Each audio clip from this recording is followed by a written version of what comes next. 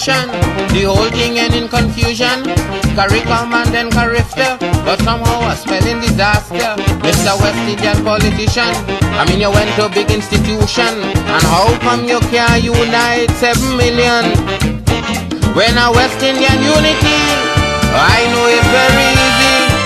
If you only rap to your people and tell them like me, them is one race, the Caribbean man, from the same place, the Caribbean man, that make the same trip, the Caribbean man, on the same ship. the Caribbean man. So we must push one common intention, it's for a better life in the region, for we women and we children.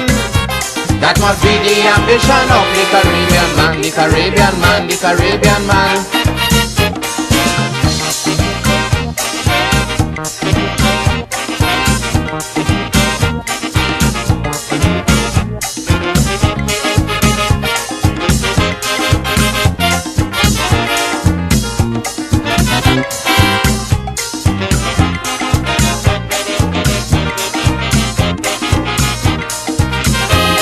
You say that the Federation was imported quite from England, and you're going and form a CARIFTA with a true West Indian flavor. But since CARIFTA started running, morning, noon and night all are hearing, it's just money speech them Prime Minister giving. But I say no set of money could form a unity. Talk of all your people need their identity like one race, The Caribbean man, from the same place, the Caribbean man, that make the same trip, the Caribbean man, on the same ship. the Caribbean man. So we must push one common intention, it's for a better life in the region, for we women and we children. That must be the ambition of the Caribbean man, the Caribbean man, the Caribbean man.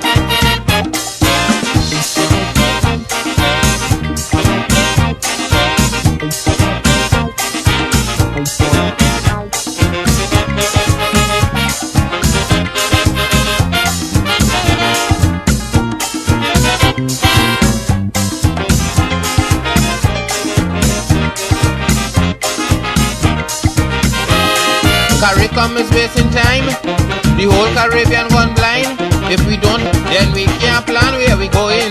That's why some want to know his history, can't form no unity. How could a man who don't know his roots form his own ideology like one race, Caribbean man, from the same place, Caribbean man, that make the same trip, Caribbean man, on the same ship? Caribbean man. So we must push one common intention, it's for a better life in the region, for we women and we children. That must be the ambition of the Caribbean man, the Caribbean man, the Caribbean man.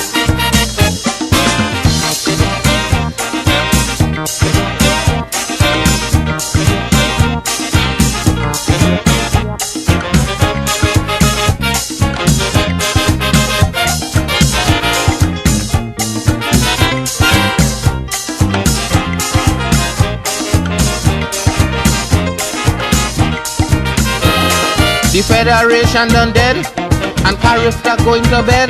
But the cult of the Rastafarian spreading through the Caribbean. It have Rastas now in Grenada, it have Rastas now in St. Lucia. But to run CARIFTA, yes, you getting pressure.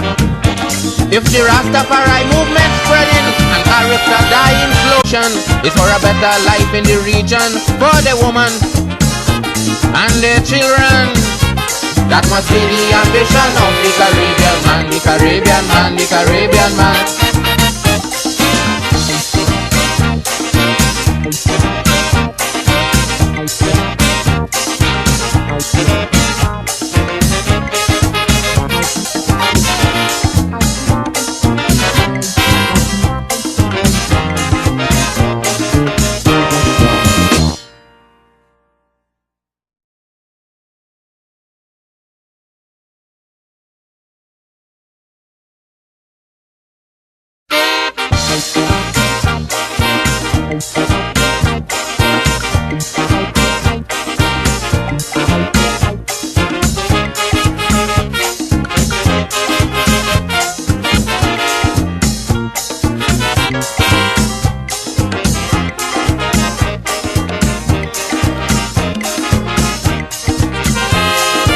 Why with a federation?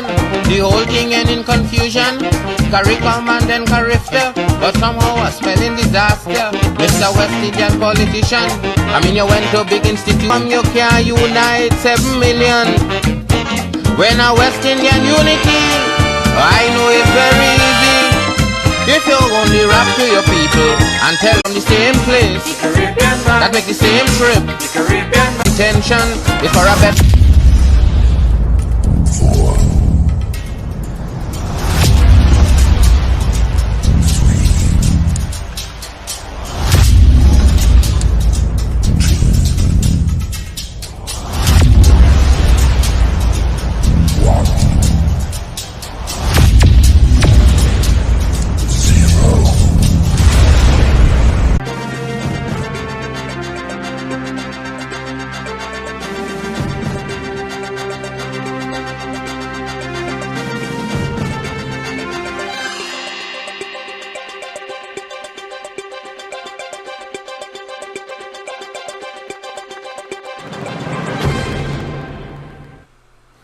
Yes, indeed.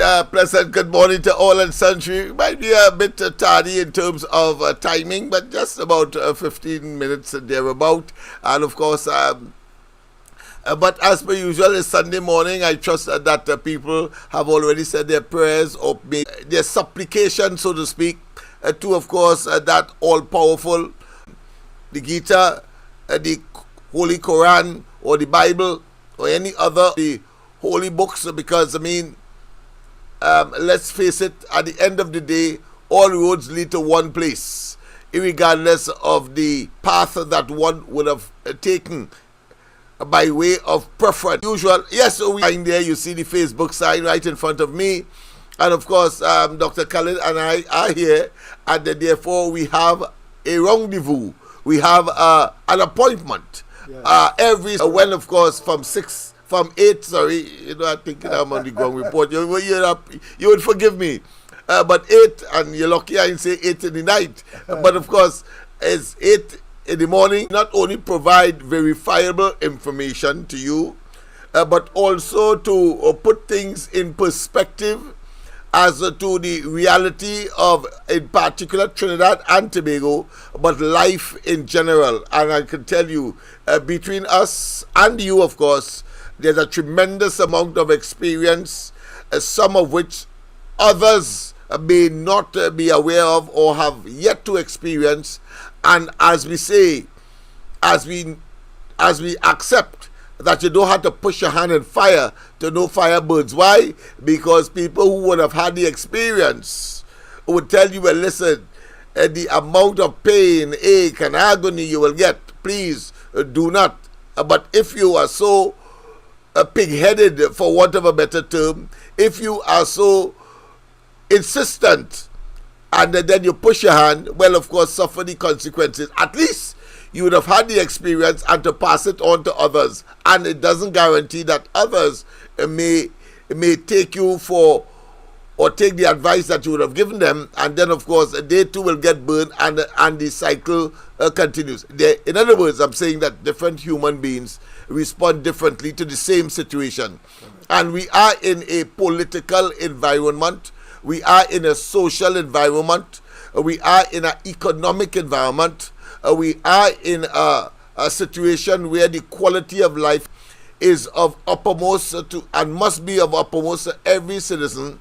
But the fact that the political aspect plays a universal and ubiquitous role in the development of an individual, irregardless of which society that he may be residing in, and therefore it has to be addressed.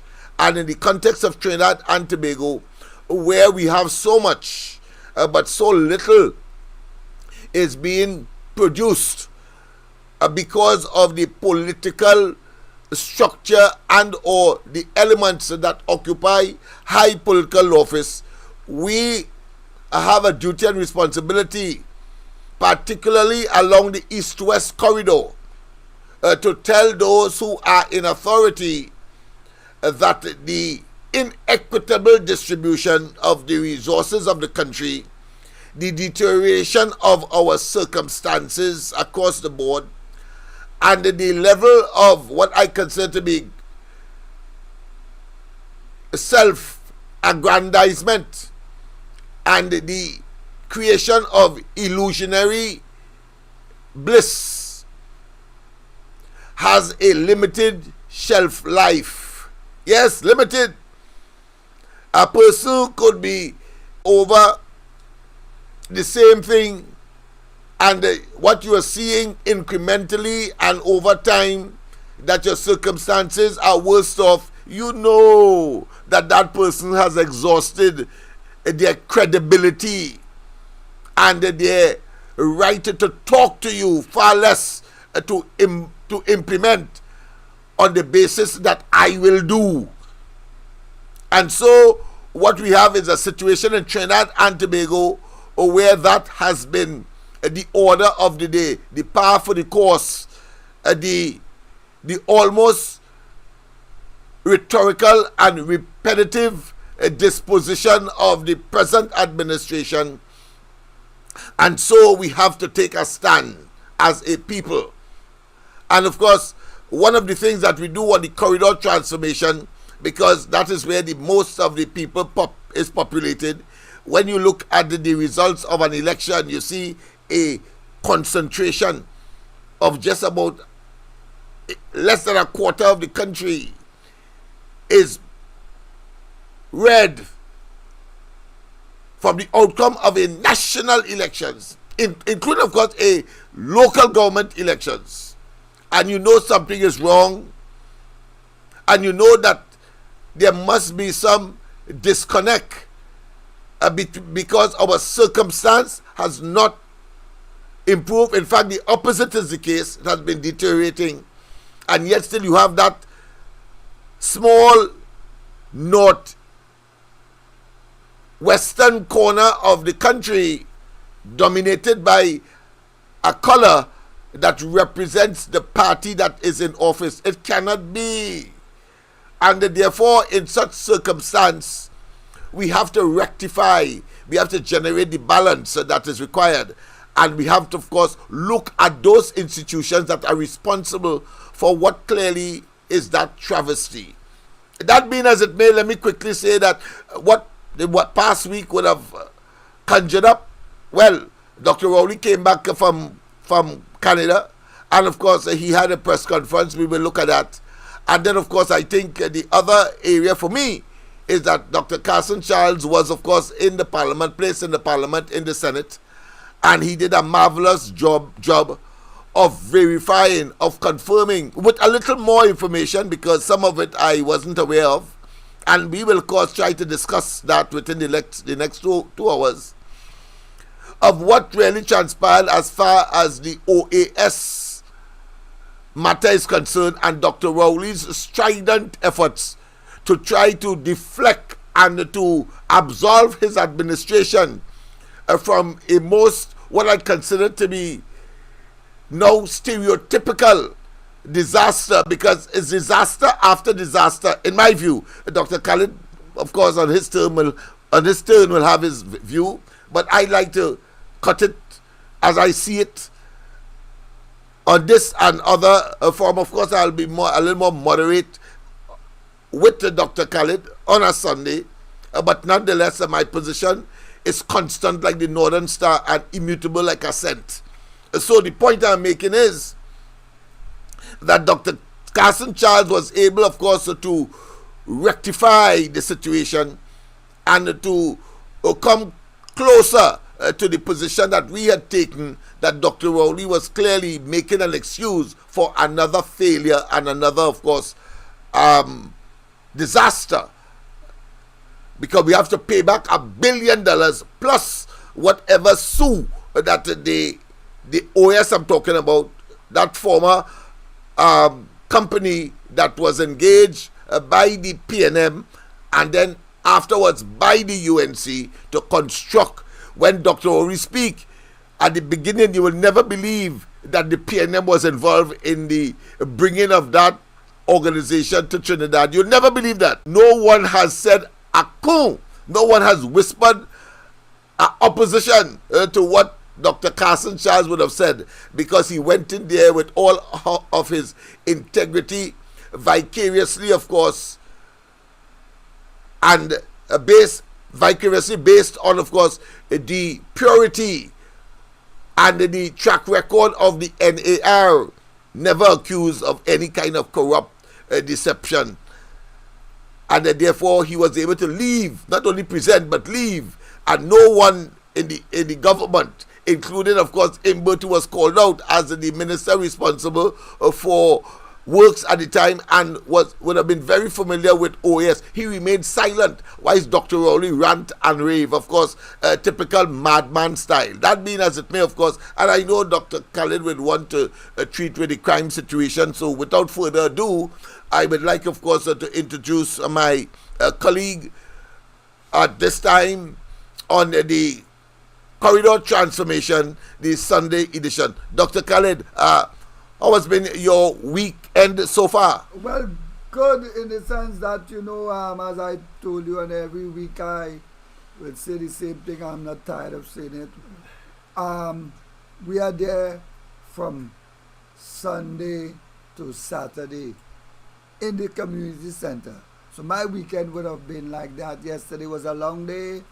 We had programs and things there with those kids because we have right now a lot of training, remedial, reading and writing, basic maths, that kind of thing, basic history, because I think that one of the problems we have, a lot of young people are not taught the history of Trinidad and Tobago, and also the history of where we came from and what happened to us.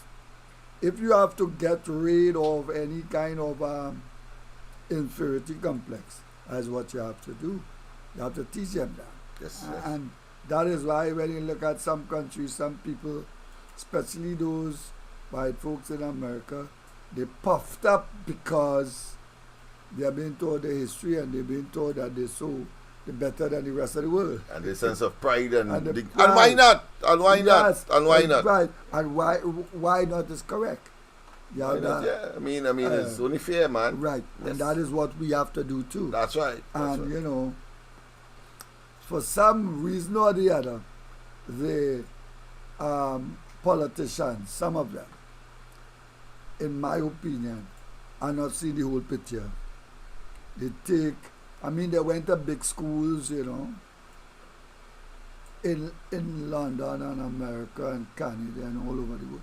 And right here, our own University of the West Indies and University of Trinidad and Tobago, and of course, the Caribbean, Eastern Caribbean College. In my opinion, and the University of Trinidad and Tobago have great teachers, and we are second to none, as a fact. But I said, with all our learning, they have taken the eyes off the prize. Okay, I hear. That's the criticism that you have. Yes. Indeed. People, don't forget, of course, we are on YouTube and, of course, Facebook. So you have a choice now. Nobody can say that they cannot get us on YouTube because they only have YouTube. You can get us there now. Right now, I'm watching us on the other monitor, beautifully looking, and we, of course, are here live in studio. Go ahead, Dr. Khalid. Yeah, so basically that's it, So like I say, it's this dream of mine. I am kind of obsessed. And the older I get, like, I don't want to say time running out, which it is, but I am more committed to organizing and training these young people and talking to them and letting them see for themselves, and at the same time trying to keep them calm and modest and, don't get beside yourself with whatever little knowledge you have. Yeah. Because every time we think that we are learned, we always have somebody more learned than us. And it happens in tragedy as well. I remember, of course, I think it's Pretender who said that, of course, never ever worry, don't mind how things are bad. Because on one occasion, a fellow was eating a banana, and he said, well, listen, guys, only a banana I have. But when he threw the skin, he saw that somebody picked it up and ate it. So therefore, he said, well, listen, never ever worry, there's somebody who, of course, may be worse off than you. With that mentality, you're supposed to be able to do well. That's Exactly. the moral of the story. Yeah, But and, go ahead, and, Dr. and, it- Khalid. and that kind of understanding and mentality help you to stay calm too. Yes, yes. Because people think about all kind of things. You want to get rid of yourself because everything is wrong and you lose this, you lose that. And man, if you lose something, maybe Almighty God know why He allow you to lose it. Yes, yes. And He would give you something much better.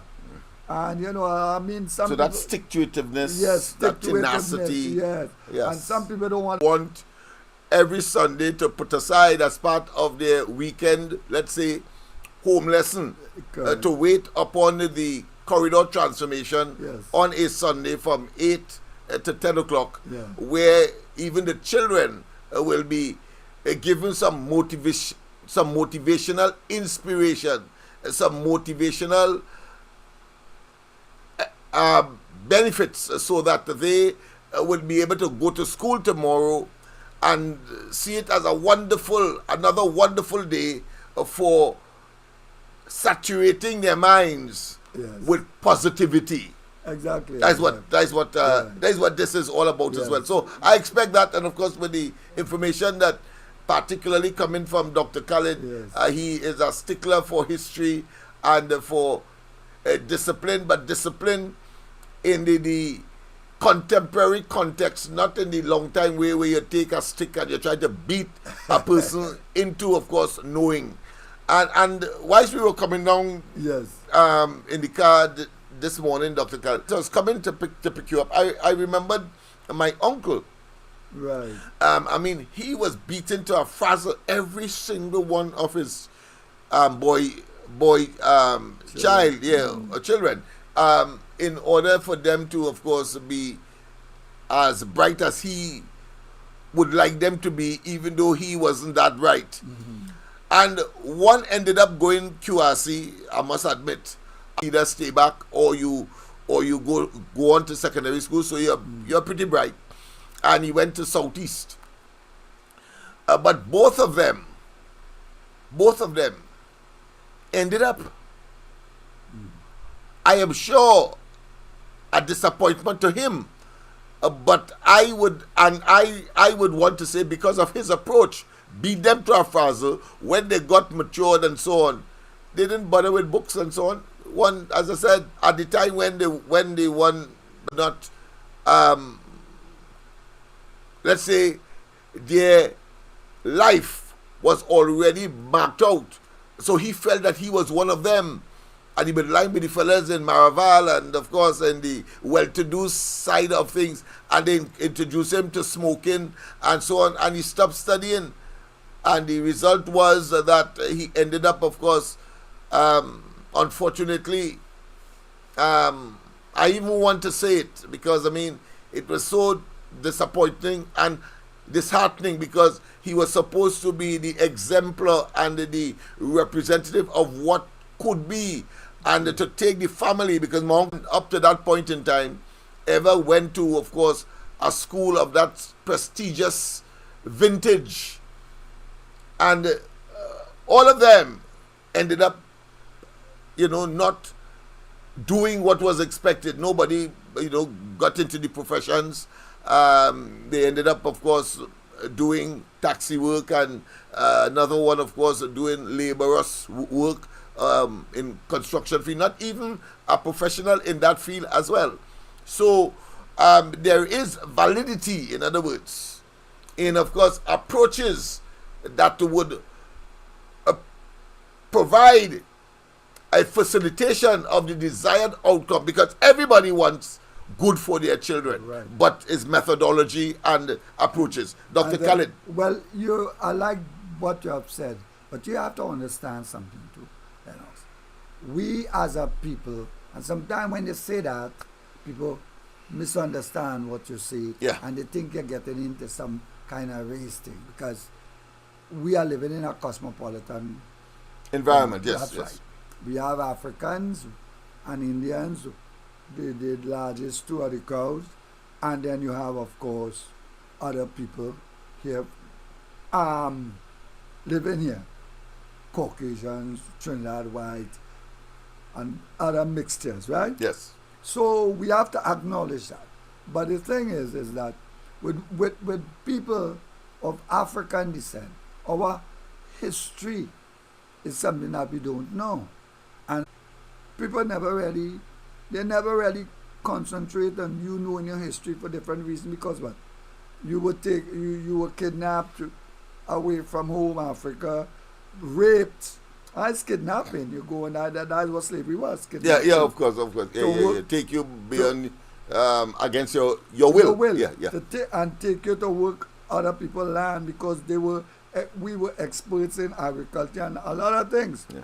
And they were having problems with the newfound land that they stole in the Caribbean. I mean, so when you go through that and they abolish slavery, they never had a period of training, and because like if you have had a drug problem, right? Mm-hmm. Any kind of addiction, you have to do a number of things to get rid of it. True or false? Yes, of course.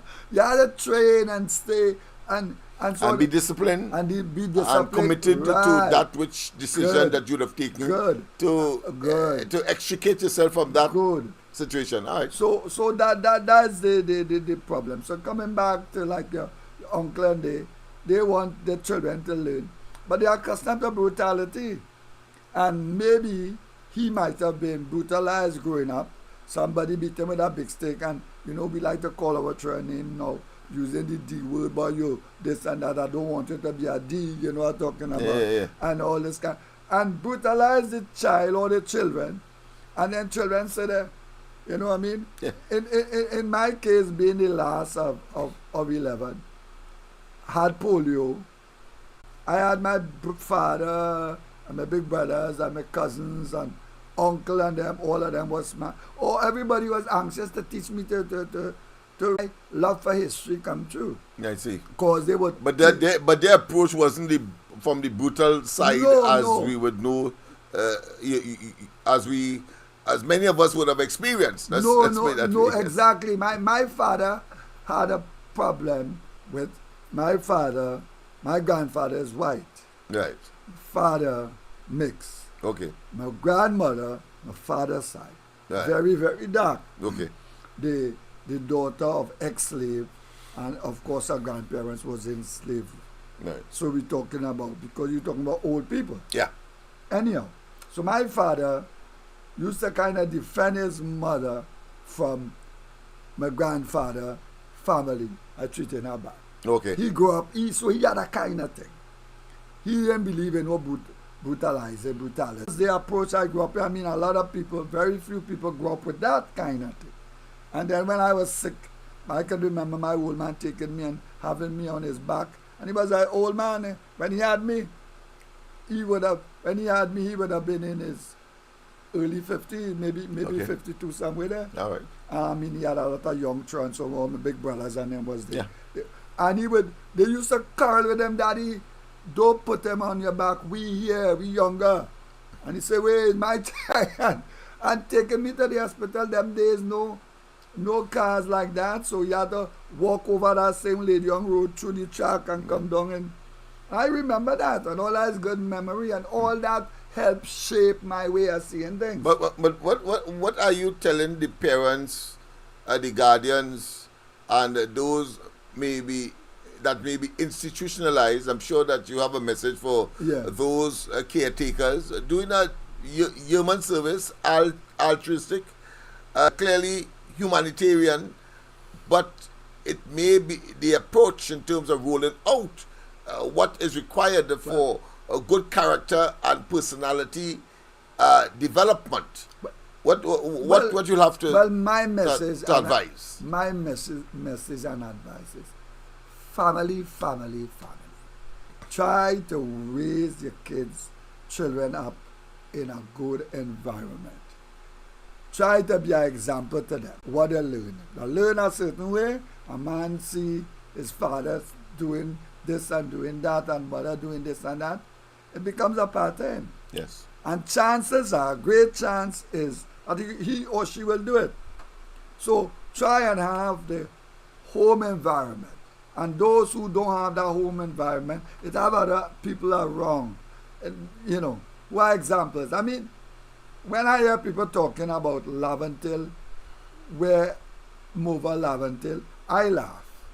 Because I grew up around, my father is Vincent, and my mother was Guyana. Right? And you have a lot of people from other places, St. Lucia, St. Vincent, Grenada, and they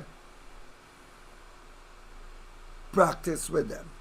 Good? Cultural, social interaction. Yes, cultural, hard working. Yeah. So when people want to say that we're lazy, that is just people who trying to beat us down, and they're just not fair. Yeah, because of course they'll have to go to places like Grenada, St. Vincent, and so on, where the population is mono, and they have been surviving and doing well. And among them, of course, I'm sure that they are millionaires as well, who are clearly because of the dominance of the African that are Africans, and therefore they would have enter into business in order to achieve. Yeah. Right. So the thing is your home and that family culture. Yeah, that's socialization and that try to solve problems. Brutalizing children to learn, I can tell you, that don't make it. That makes sense. I too. There are other alternatives to motivate, and so like my son will tell me, I say, well, listen, what is your want? Well, I want to get one of those cubes, where there's, puzzle and put it back together and so on. So I say, well, if you want that, and that is your desire, and then of course, before you get the cost of it, you'll have to, of course, give me 3 and 4 timetable, because I don't know 5 times. That's not easy for you. So give it 3 and 4, and of course you'll see him pull a book or ask me to print it for him, the tables itself, and then he will, of course, and then come to me and say, all right, Daddy, I'm ready. And then, of course, so you have many ways in other words, and I trust that parents are listening. I trust that teachers are listening.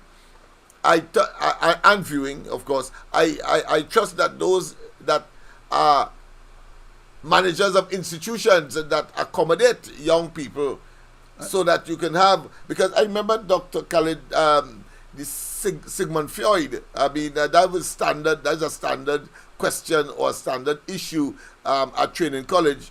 The child is the father of the man, and therefore your childhood experiences lives on with you into adulthood, and in many instances, or too many instances, depending on how bad the experience would have been, then of course you live out that in your adult life, and you really don't want that to happen, because you are now in charge as parents, and therefore to mold and to motivate and to actually direct. Now that they are under, or they are in your charge, and you must, of course, do your best to make contributing adults and adolescents. Yes, go ahead, Dr. And also, Lennox, what is important, be careful of where you tell the children and them too. Yes. You call them all kind of names, and there's some that may be motivated by that, but I mean, generally speaking, it's a negative thing, and people live out what they, because we just said the father, the child is the father of the man, and that is a clear case of that. Read Sigmund Freud probably, and you'll get a better appreciation as to how to treat with that kind of psychological impact. And the thing is, teach them how to develop a determined way. Yes. And because put your mind to it. Yes. Go at it. And let them learn to use the brain together with the hands. Yes. Learn different trade. I mean, I thank God I was able to do something. I mean, the trade that I still is very good with is tailor. I'm a very good tailor. And you talk that. My father would tell my mother, listen, them boys can't wash wares. Yeah. Because that is girl work. That is stupid. And them had to go on the truck, because we had to load up the truck with goods and building material and so on, that kind of thing. That was his philosophy. But I was deprived of course, of the versatility for survival, because clearly I could load up on what truck I want. I could fix and drive for what truck I want. But if I can't prepare a good meal, I'm in trouble. Right. I'm in trouble. So, and vice versa for the children, for the girls as well. But go ahead, Dr. Khalid. I thought I should bring my own experience. That is great. I can remember, well, as I told you, I had on the Ladium. Yes. Right? Where we were living and still is. Right. But because of my loving sisters and that I call my three mothers, and my father to teach me how to wash my underwear, how to cook, how to prepare a meal. And when my mother died and my sisters and they started looking to have their own family and things, and I come home and from school, because I go in private school, because I was unable to go to do the common entrance. Oh, I see. Because by the time I was you're past 12. Yeah. Oh, right. Because I'm a polio, a polio victim. Yeah, so you're a late bloomer. But the thing is, when I went to secondary school, after they assessed me the thing, they skipped me from Form 1 and put me in Form 2, One time, age and other factors. Age and I was doing the work. I was doing the work And I was coming, I was competent in my exams and things because of the examples I have around me. Because I had a lot of teachers, my brother-in-law, all of them is teachers, my father. And bring to impact on how your development along that line. Right. So while I was sick, I was learning. Right. All of them teaching me, everybody, and they also teach me how to cook, how to wash, and my sisters and they, God bless their soul, I used to be laughing. They used to say, boy, I want to make sure that no woman can make style on you. Nobody can think. Yeah. Well, I could say it differently. I could say it differently, but I don't want to go through that harrowing experience. That segment, I know that people got accustomed to it, where we would read out some of your comments, but we don't have that facility as yet. Cuff has succumbed to, our technical person has succumbed to assist us with that. We have another monitor already, but to get it implemented going to be his job. And at the same time, we want to tell you that you can call us now. Don't feel that you are interrupting the discussion. Call us now at 337-6940. 337-6940. Of course, the numbers are flashing across. And if you wish to assist us, or you may have something that you want to tell us, or you want the number, and you can do that now. When we are on air, you can do it simultaneously, because we have our assistant waiting to, of course, take your calls. Any assistance, of course, if you want to make a contribution, fine. So the number to call right now, 337-6940, 337-6940. Dr. Khalid, you're saying something? Yeah, no, I'm saying, before time run out, I would like us to discuss Dr. Charles in Parliament. Oh yes. We're coming to that now. This is just the first page. We thought we should motivate and inspire first. Yes. And of course, don't forget, share. A family, friend, enemy, etc. Just share. Whether it's YouTube or whether it is Facebook. Right. We are on both. And who knows? Just now we'll be putting up uploading some on TikTok and other platforms. So you will have us in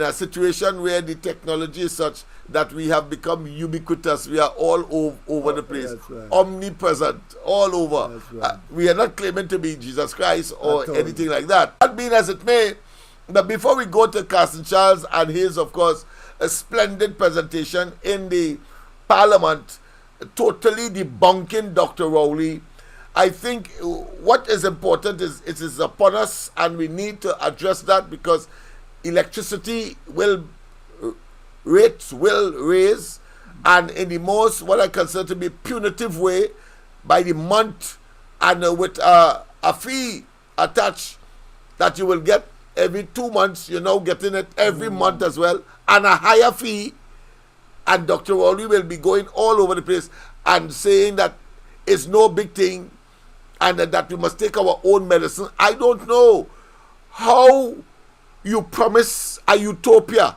in 2015. You said that your circumstance would be better. You admitted that when Kamala and they were around, that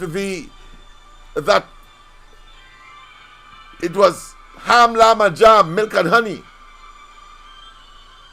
And today, you are only talking and threatening IMF and IMF and IMF. Let me just find out if this is I know our Tobago friend would normally, let me see, I wonder if he's there. All right, we lost that one.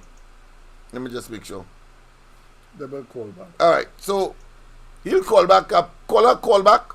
But the point I'm making is that every day is some kind of excuse and, of course, threat to make things worse and telling us as if it's a bipolar prime minister we are dealing with, a schizophrenic prime minister. He tore with less. And what he's telling us to do is to do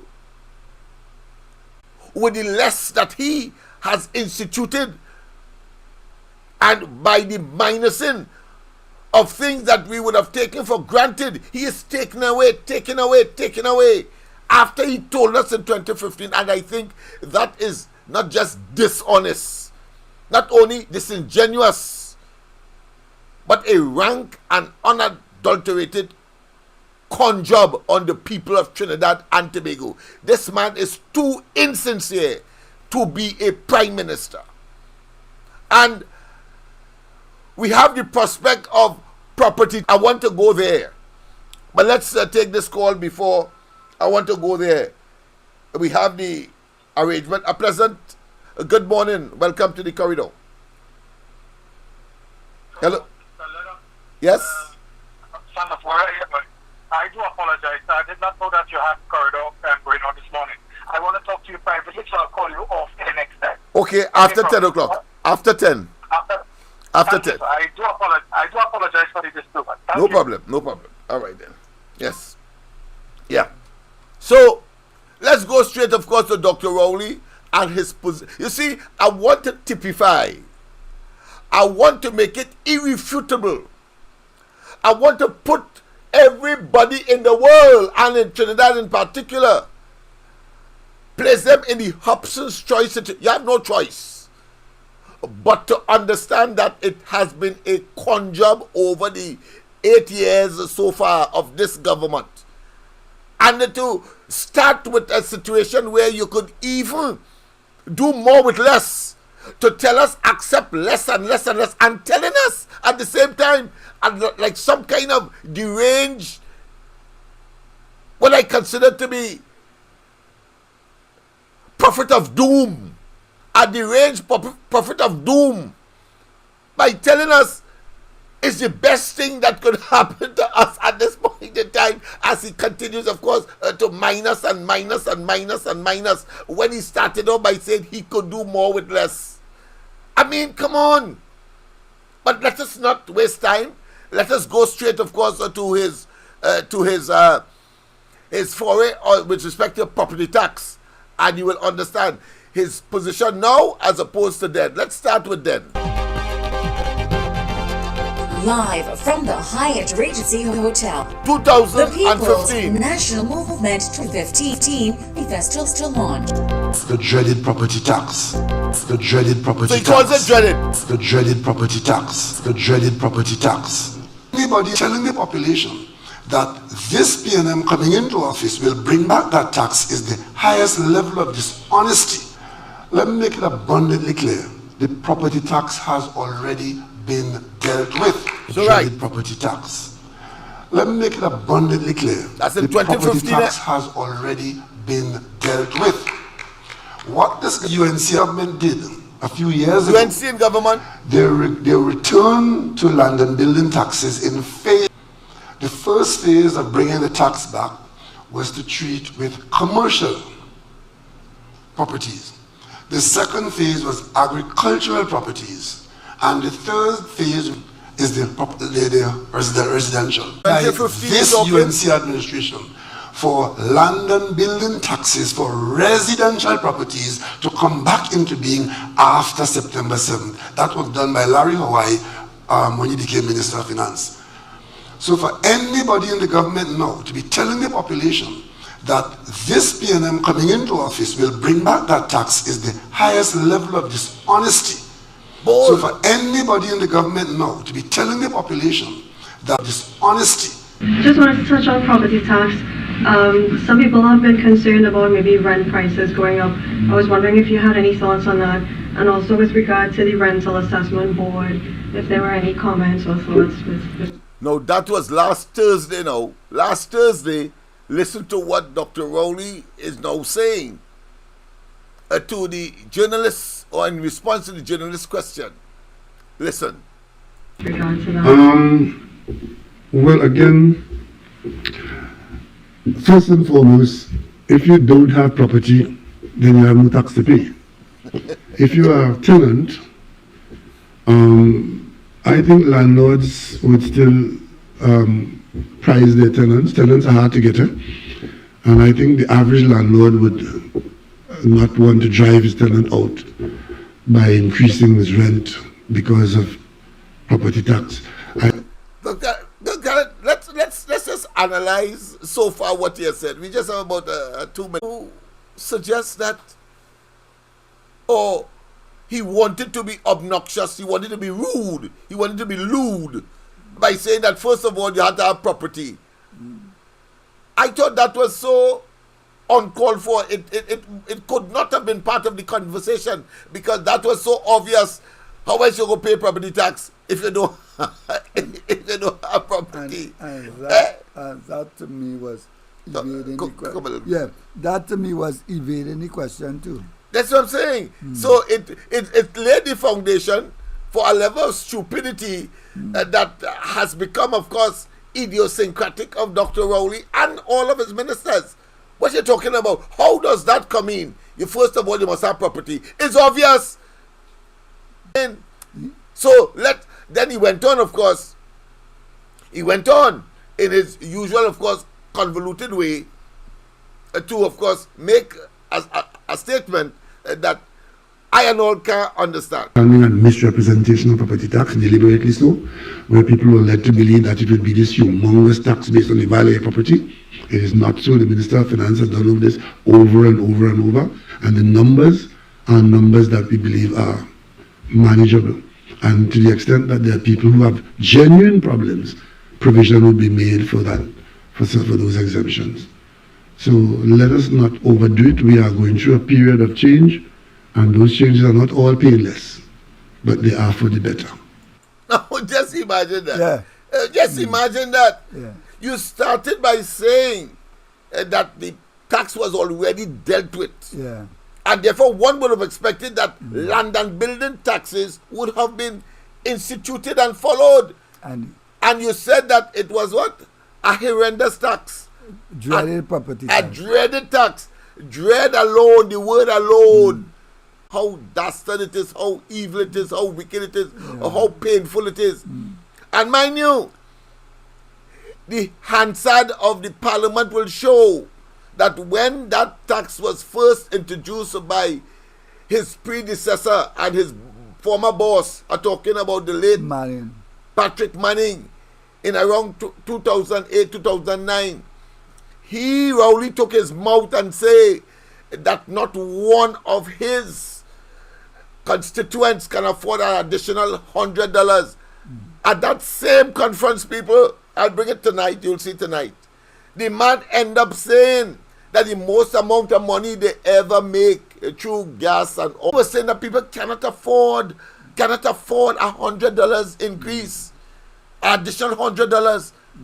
Coming out of COVID now, coming out of a lockdown, coming out of people losing their jobs and their businesses, coming out of a situation where people still depend on 2011 and 12 and 13 and 14 salaries, and coming out of a situation where you have already piled on through the subsidy reduction, resources, financial resources for the fixed income earner that depletes his and exhausts his or her monies on a monthly basis, a weekly basis, daily basis, with the higher cost of living, including food, shelter, clothing.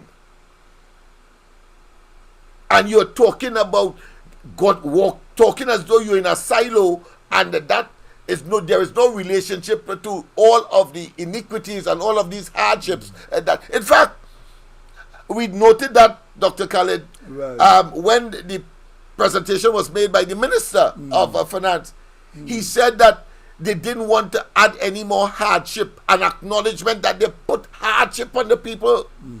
Of course. And you have the audacity and the temerity, what I consider to be frivolously and dismissively and nonchalantly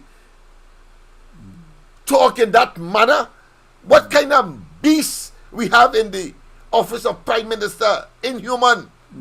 But let us hear what Imbert had to say on the matter. Very recent. Speaking during the national budget presentation in Parliament on Monday, Imbert said he received the residential property valuation roll, which will be sent to the Inland Revenue Division, which will set the procedural framework for the collection of residential property tax.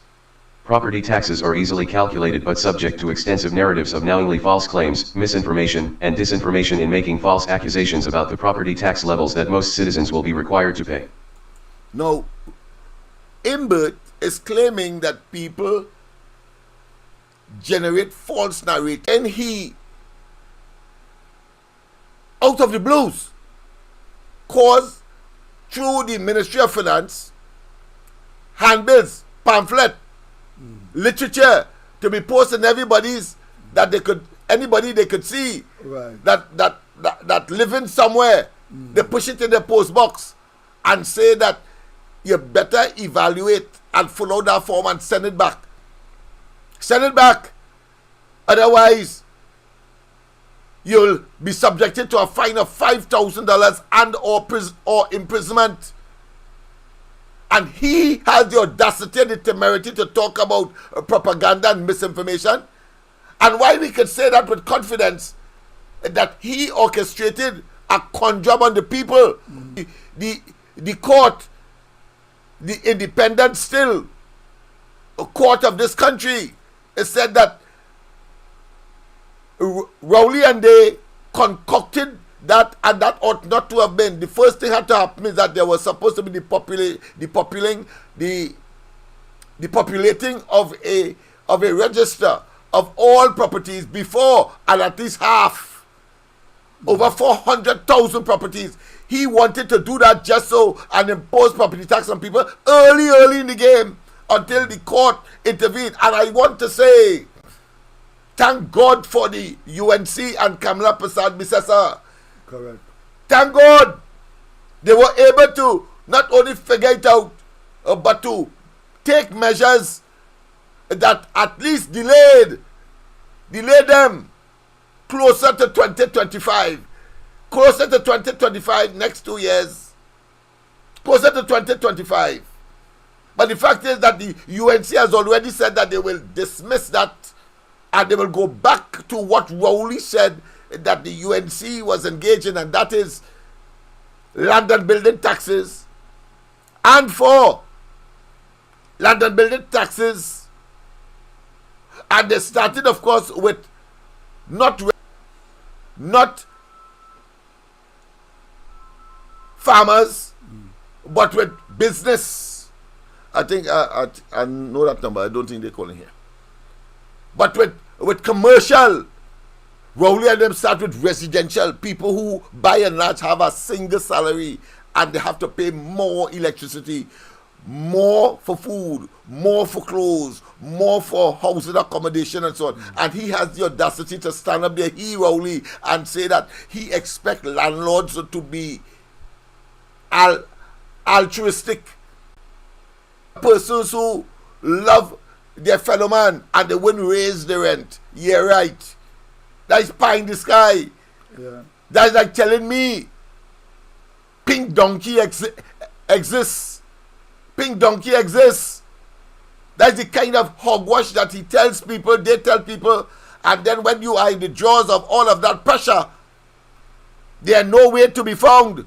But they're getting the coffers filled, and they're doing, of course, with the resources that they would have been getting, misappropriating, and of course making certain that their 1%ers get their rent for their property off of us, and then engage, of course, in misbehavior of an extreme nature, such as Vincent Nelson giving him $10 million and paying for a building to house the DPP of $55 million.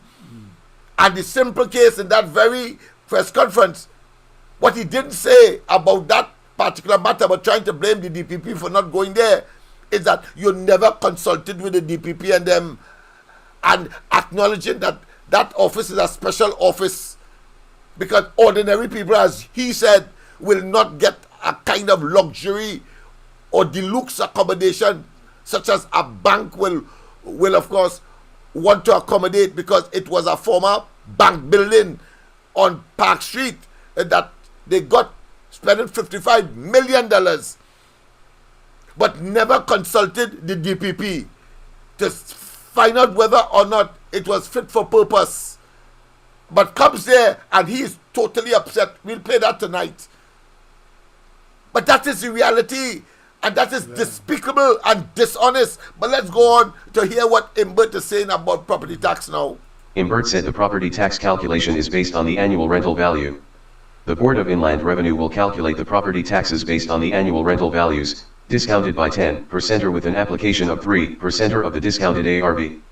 For example, with an annual rental value of $24,000, the property tax will be $54 per month.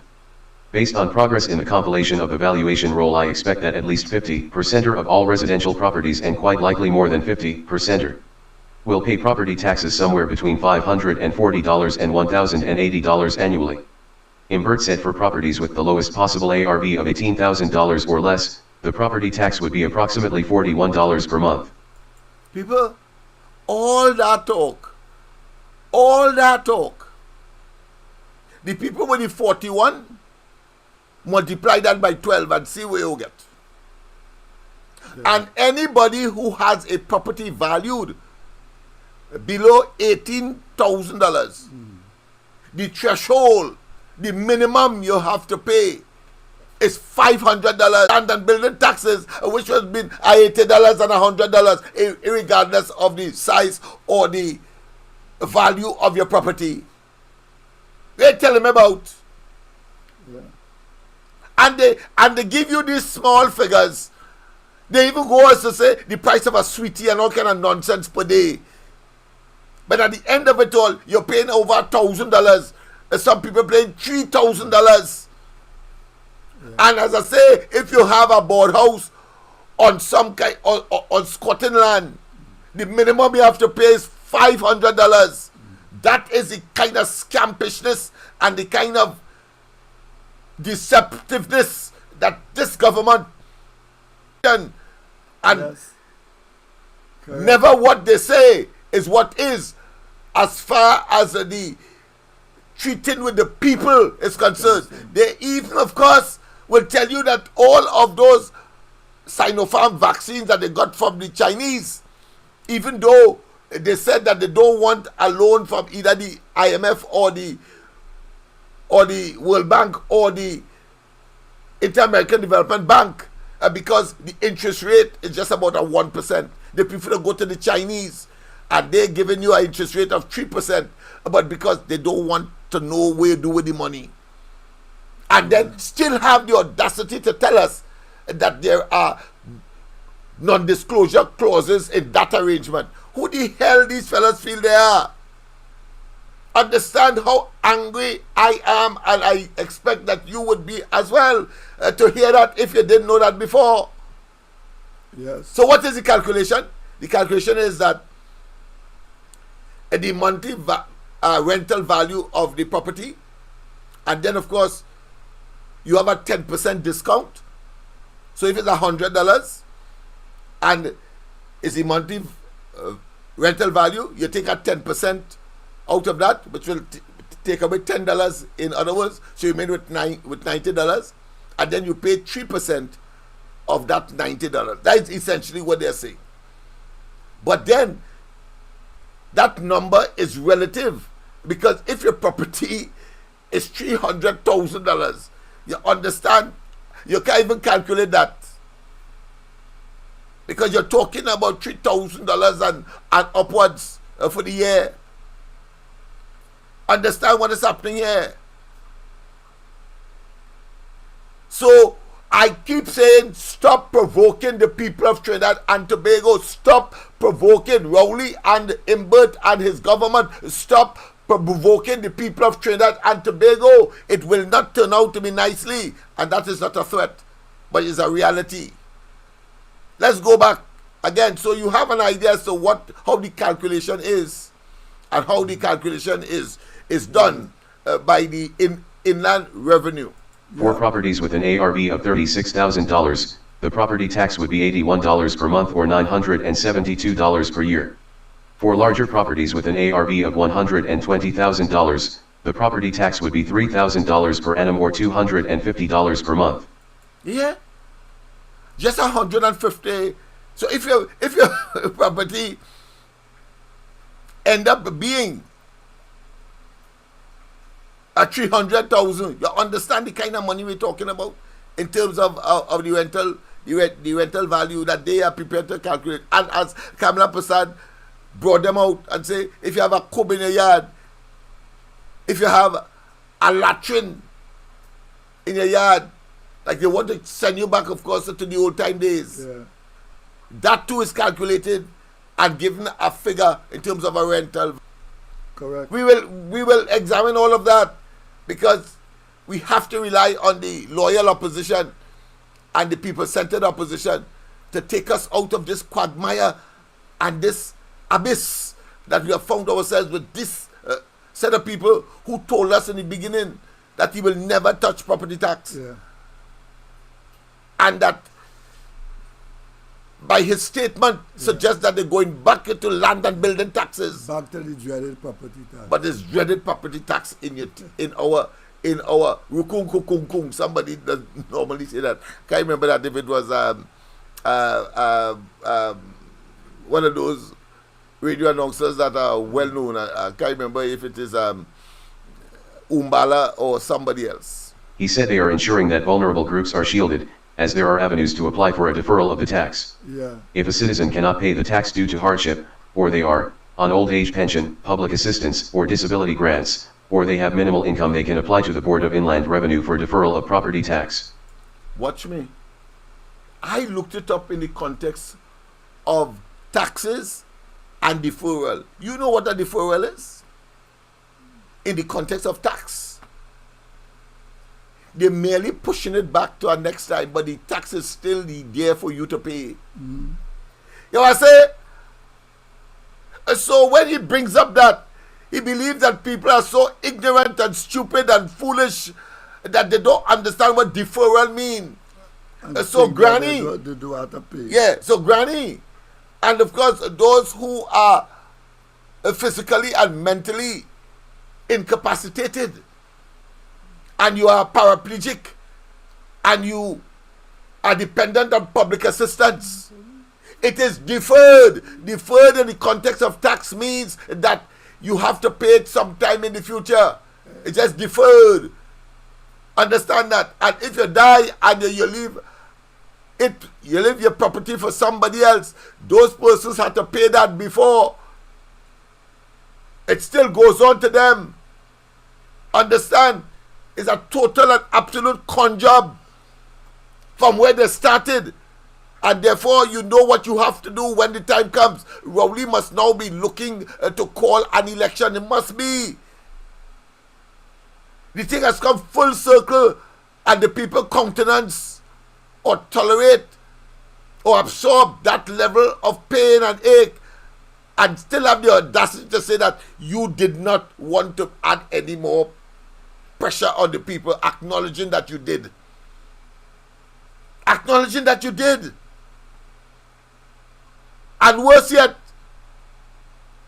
They didn't do us any favor during COVID and before COVID, because he said just was pregnant with that word, pressure.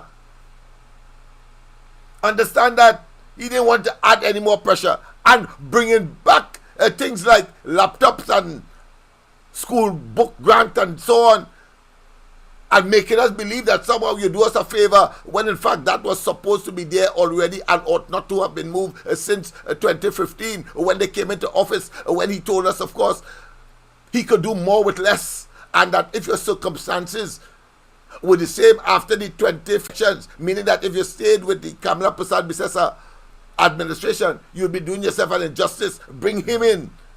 Well, boy, it's only pain and ache. The utopia that was promised turns out to be a dystopia by a group of dishonest people. Yes, let's go to conclusion of this video, so you'll have an appreciation. Of course, that time check is just about 24 minutes past, so we'll have some time to deal with, of course, the disabusement by Dr. Carson Charles on the question of the OAS matter, and Dr. Nishia's statement that suggested that somehow he is not responsible for the $1 billion that has to be paid back to them.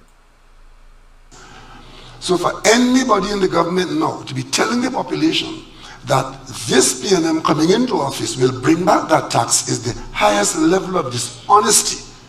So for anybody in the government now to be telling the population that this PNM coming into office will bring back that tax is the highest level of dishonesty. The dreaded property tax. The dreaded property tax. Yeah, people. Dreaded. Yesterday, bring it. And they are so, in a very bizarre way, and I will know them with that level of deception, because clearly no one in the right mind could think otherwise, that it was a deliberate deception on the part of this government to hoodwink the population, lie to them over and over, as they cover up even their multiple and persistent and consistent failures, everything they touch. But let's go, of course, as we said, with respect, of course, to Dr. Carson Charles, and listen to a wonderful presentation as to what transpired with respect to what? To the OAS matter, and the fact that Dr. Rowley is up and down the country saying that somehow the UNC is responsible for what? For paying to OAS, having gone to arbitration in London of $1 billion and more, and counting. Total failure, something like sandals. Let's hear Dr. Carson Charles on the floor. So let me remember. This billion dollar talk, and this clause that was removed from the contract, you know, for one more clause was removed from the contract. And then number did not remove. What happened? No clause was removed. There were consequences to entering into negotiations and to deciding that you are going to continue with the works. The obvious consequences of that. So it's not a matter, some kind of simple matter of removing a clause. No. There are consequences to deciding that you're not going to terminate under what you think is bankruptcy or judicial reorganization, and you think you want to terminate under that, which is optional. If you decide you're not going to do it, you'll have to find a different way to terminate if you want to terminate. And there are ways to terminate a contract. If you terminate the contract by first starving the contractor money, we told you that. And after you get the money and you can't work, you didn't terminate for non-performance. Well, you could probably estimate what will happen after that. I won't have to say what happened after that. But I can tell you, I was there until December 2015, and we did not get a red cent. I doubt very much they got any money after I left. So I don't think the contractor was paid. I don't want to go into the issues that are before arbitrators and courts and so on. I am just saying that there are ways to terminate. And if you choose to terminate in a particular manner, you will have to choose to terminate. Why didn't you consider other ways of terminating? Or even maybe if you weren't so angry and upset at the time, you may have had some consultation, some discussion, you better find out some kind of ways of terminating. If you want to terminate, there's always always a way to terminate. But you gonna terminate by starving the people. The people go to administration and get back the money, and you vex. And people children and grandchildren. What is that? That is a lot of rubbish. When you terminate, what happens is that you seize their bonds, the bonds that they put up is their money you took. You seize bonds which the arbitration panel then said you should not have seized, give it back. Why are you saying that there's some bill that we have to meet? They simply said you took the people money, give it back because you terminated in a way that they don't agree with. I am not commenting on whether your termination was the right way or the wrong way. I'm just saying there are different ways to terminate. And the one you chose to use to terminate, the arbitration panel didn't agree with. So they said, the bonds that you seize. Now, how were you able to seize bonds and now people tell you to give them back? You were able to seize bonds because we put in place irrevocable and unconditional guarantees. We put those things in place. We had the experience before, not in my time, but from reading the history. And the officers had explained that they had the experience sometimes of having contractors put up bonds. Remember what happened? Contractors, you pay them 10%, 20%. In the case of Vinci grants, I think they pay them 35%. But they make a lot of noise now about 20%. But they pay Vinci grants 35%. Advance in it. I have no argument about the percentage you pay because the percentage you pay is covered by bonds. It's fully secured. You pay that percentage because the contractor estimates a certain level of risk. So you say, all right, you're going to have that amount of money up front. You're going to have to put bonds in place to cover it. You put in place bonds, and then there was the experience previously where when they went to seize the bonds, the banks began to raise all kinds of questions about whether it is justified or it is not justified about the bonds and so on. With that experience in hand, we took action, appropriate action, including sending our legal team to the United Kingdom to meet with consultants there as well, legal consultants, because the matters have to be addressed in UK court. Under the contract is very clear. Matters of dispute are addressed in UK court. The contract from Brazil, we are in Trinidad, that was the agreement, right?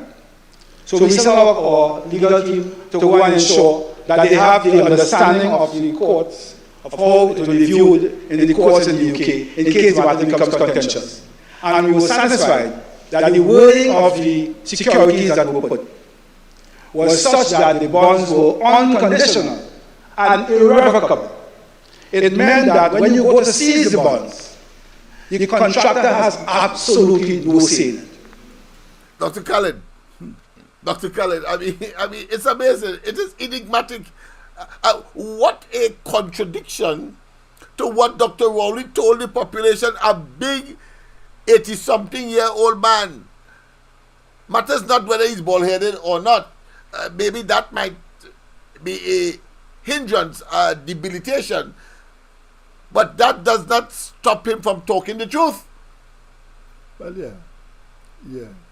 But he's around 74, 75, right? Not 80-something. Well, better he was. Because it seems as though he's suffering from convenient amnesia. Right. But if not senile. Right. But go ahead. But what it is that you're seeing a presentation from a man who has his facts.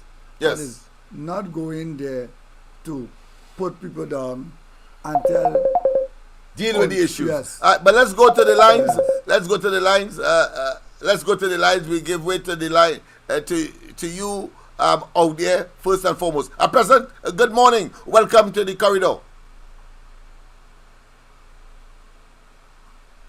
President, good morning. Welcome to the corridor. President, good morning, Mr. Lennox. Good morning.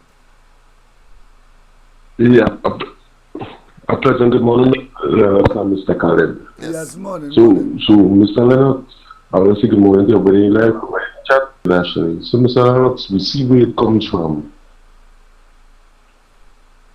When the man wanted to change the money and everybody had to bring in the money, the man see how much money the country have. And this is where they start to move the board and start to want to increase, to bring property tax, and they say we will take subsidies off, and we will start to take and start to raise taxes.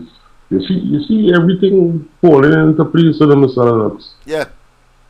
Man realize now a lot of people taking the pension money and saving the pension money. So you see in right lives, you're gonna start to deal with them. Mr. Lennox, the same, this one is Barry Boja money chat, Mr. Lennox. You making some very uneducated, but you expect that from them. Yes. They don't know comic relief. When they raise this,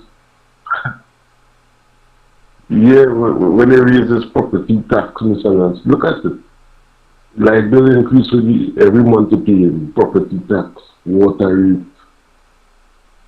People have jobs not available in Mr. Lennox. They come into taxi citizens. You can never tax the citizen of a country, Mr. Lennox, in order to generate revenue to run a country. You have to give investment. And who come and invest in this country with this PNM government, Mr. Lennox? Nobody. As I feel, I just feel sorry for the children who's under 11 years old, Mr. Lennox. The PNM don't care about this new generation coming about. And that is really the problem is. And if people want to continue with this narrative, with this racism, and they don't want to start, it's 2023. We're moving in a new time now, Mr. Lennox. They want to diversify the country, but they have no clue what to start and what way to begin to start to do this. As I was telling Mr. Lennox, all in Trinidad, these young generation who come out from UV and all that, they will leave and go Guyana. And they will make Guyana become one of they might even be, as they say, Trinidad was the third wealthiest country in the Western Hemisphere, or the second. Guyana will take that position soon, you know. And Trinidad ended up, the man went and took the carbon copy from Maduro from Venezuela and injected in Trinidad and Tobago. Everything that was happening in Venezuela, happening in Trinidad right now. People go start to understand what happening. You see when a bread reach $40 and they can't even buy a bread, then these PNM sycophants and them will sit down and say to themselves, race is something that's supposed to be in the past. We can understand in the past without this technology. You, Mr. Khaled, yes. You go report all these programs they have internet educating people. I can remember like in the 80s and when you could have few people with long Mr. Lennox, and you see these people and they will come on their live and different life and screw these uneducated comments. It just shock me sometimes, you know. But you and Mr. Khaled, I know every Sunday I will come and educate the people. Thank you very much, and you both have a good morning. Yes, indeed, yes, indeed. Of course, I can tell you that's a regular, but away from New York, Dr. Khaled, of course, weighing in under the local situation. Yes. A true patriotic diaspora member. Wonderful. Yes, indeed. That is good, yes. And before, of course, that intervention was made, clearly the ridiculous situation developed. Let's go to the other caller. I know people are wanting to weigh in on these matters. A pleasant good morning. Welcome to the corridor. Welcome to the corridor. Morning, Mr. Lennox. Good morning, Mr. Lennox and Mr. Dr. Khaled. Morning to you as well. Morning. Yes, I come to talk. Yes. You see this man called Mr. Imbert? Yeah. You see that fella called Imbert? He should be held for crimes against humanity, you know. You know I say that, Lennox? Go ahead. He's been a compulsive liar to the people of this country. Yeah. And he's continued to the lies he's been telling. for years and 8 years and man parliament and lying through him nose. He's fooling and hoodwinking the public into believing everything is fine, the sky is not falling, and we seeing greener pastures ahead. All these kind of stupid remarks he's been making. And now he fool the public servants of this country and tell them they're going to give them a back pay. They're getting back pay, not back pay. Back pay, nothing for them. That time that they're supposed to put into place for these people and to get their money too short. Everybody know that. The thousands of public servants that go through, they really permanent secretary like them and tell them it couldn't be done. Dr. Rowley going on a hearing now and attacking the permanent secretary because of that. You understand? And he blaming the permanent secretary by blaming his government because they're incompetent. How much lies they tell? When you see, hey, closing the bridge door, hey, they say, we're not closing down Petrotrin. Petrotrin gone. Yeah. When they come in parliament and on the hostage, we giving the union, the OWTU, we giving them Petrotrin to run. We sign on the dotted line only a matter of time. Very union and OWTU and the Petrotrin now. And now the biggest lie, before the local election, we giving the public servant back pay. That is only for vote, that rhetoric, and then people buy that hook, line and sinker. Boy, if he is Jim Jones in this country, all he do is get them food and they go get it now. Anyway, you see them? They have a price to pay. And they will pay it very soon. And Lennox, I see the real crime stopper now, boy. I see the real root of stop crime. You know what it is, Lennox? What is that? Lennox? No, tell me. Call Carnival. Look up in Tobago. Yeah, boy, yeah. Up in Tobago, Carnival, no crime taking place in Lennox. No, we had two murders. No. We had two murders over the weekend. Over the weekend, yeah. It's right that. we know yet what happened. Not in Tobago. Not in Tobago. In Tobago, are you talking about it? They saw crime over there and Lennox. If we have Carnival on here, we go saw crime too. Yes. All right, we'll see. Have a good day. Yeah, we'll see. I think the end. Yes. And I saw it at a lot of Trinidadians of the party. Oh yeah, thousands of them. Of course, that is reported tonight. We will do some highlights on that as well. Right. Dr. Khalid, of course, the caller made some biting statements as well as to the illusion.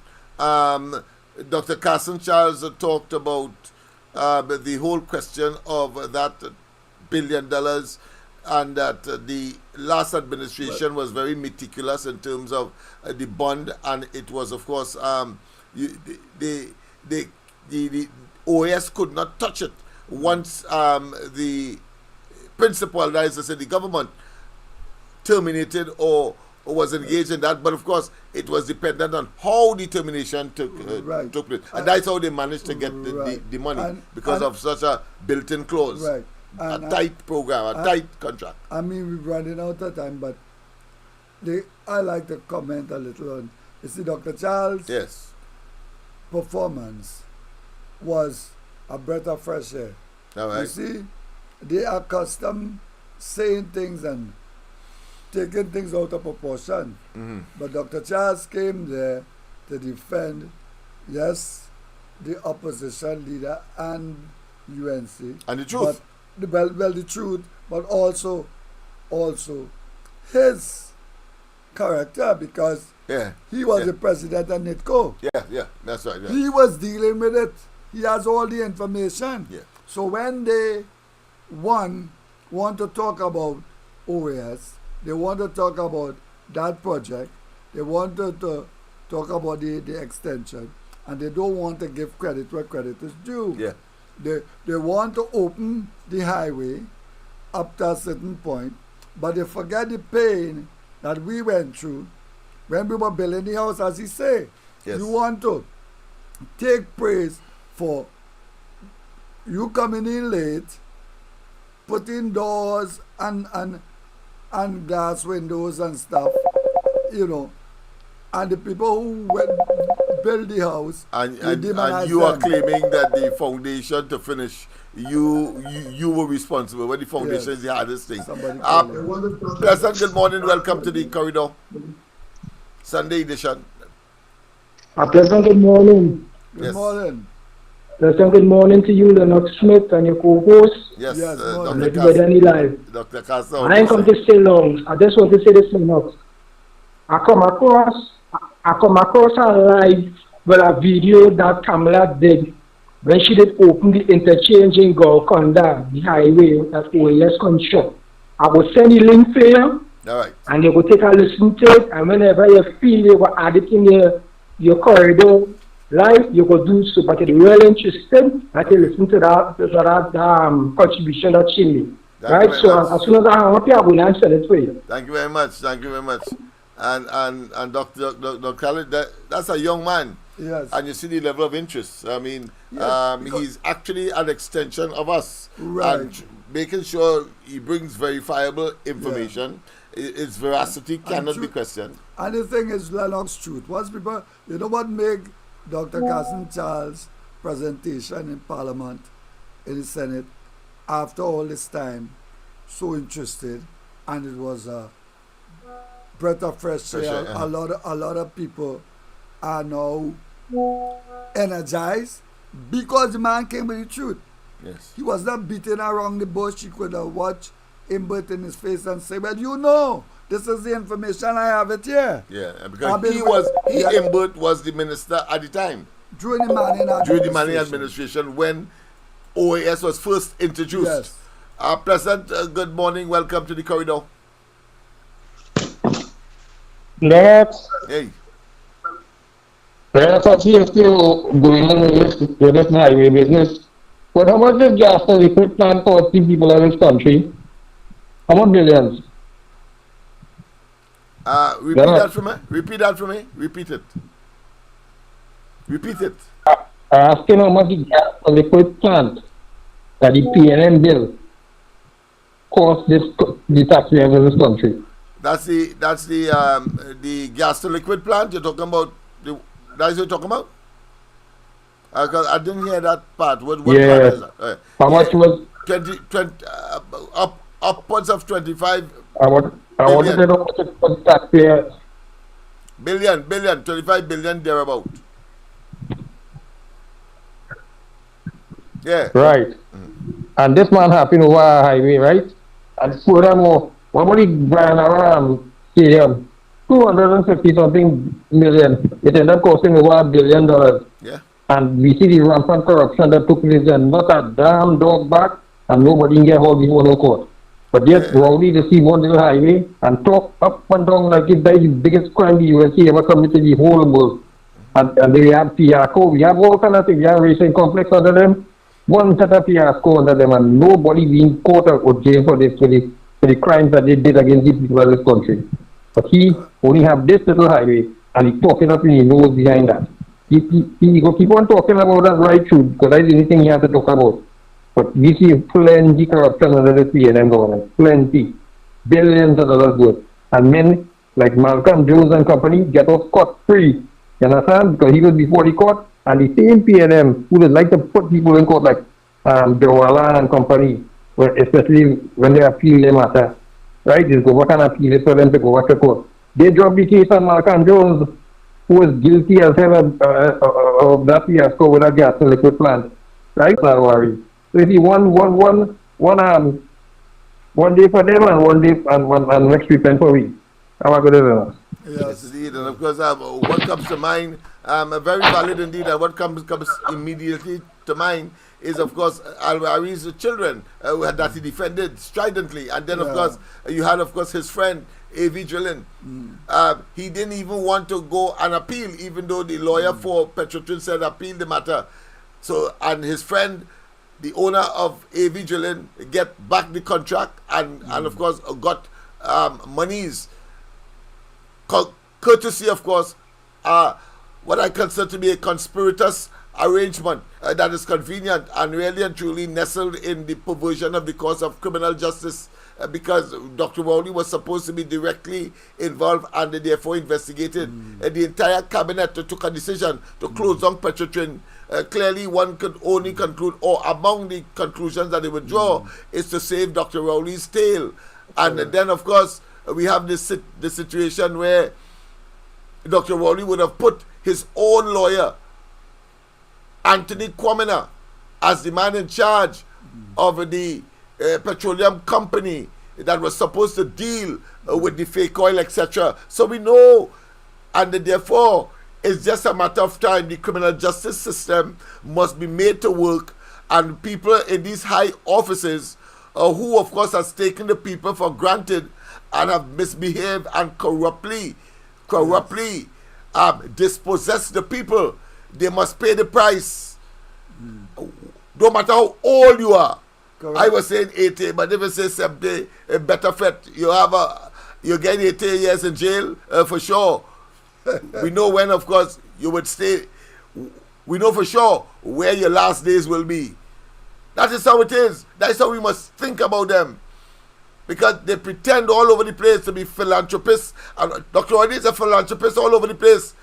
All over the place now. Oh, he loved the OS workers and he paid them. And that he's incensed about the money spent on the DPP's office, 55 million. And that of course, civil servants are trying to stop civil servants from getting the money. You think people who have to get money too will stop their colleagues from getting money?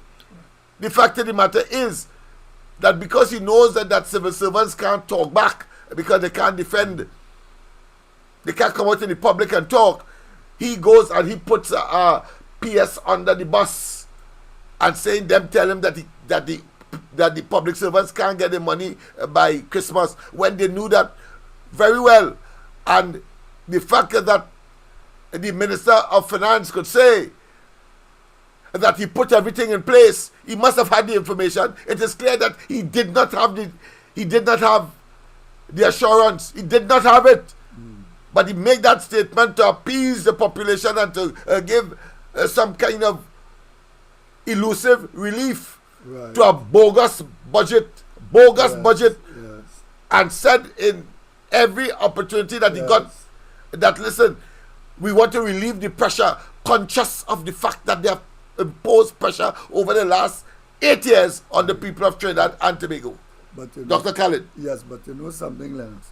With all the tricks that the PNM using, because they are accustomed using tricks and getting away with it. Getting away with it, right? yes. I am